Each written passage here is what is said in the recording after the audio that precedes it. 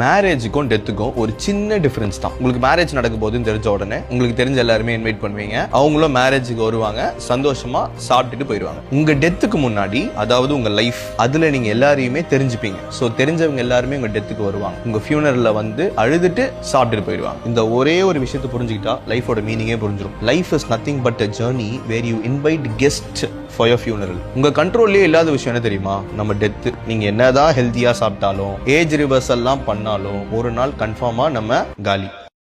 அப்போ உங்க கண்ட்ரோல்ல என்ன இருக்கு? மத்தவங்க உங்க மேல கைண்டா இல்லனா என்ன, நீங்க கைண்டா இருங்க, because it is in your control. மத்தவங்க உங்களை ஏமாத்தினா என்ன, நீங்க ஏமாத்தாதீங்க, because it is in your control. மத்தவங்க உங்களை ரெஸ்பெக்ட் பண்ணலனா என்ன, நீங்க எல்லாரையுமே ரெஸ்பெக்ட் பண்ணுங்க, because it is in your control. யாருக்குமே உங்களை பிடிக்கலனா என்ன, இப்போ நீங்க எல்லாரையுமே லவ் பண்ணுங்க, ஏன்னா it is in your control. ஒரே லைஃப் ஈகோவோட ரெக்ரெட்டோட முடிக்கிறோமா, இல்லனா நல்லவனா நிம்மதியா 4 பேரை சம்பாரிச்சுட்டு முடிக்கிறோமா, இதுதான் மேட்டர். நம்மளோட ஃபியூனரல் எல்லாம் டிராஃபிக் ஜாம் ஆகணும், வாழ்ந்தா அப்படி வாழணும். என்ன சொல்றீங்க?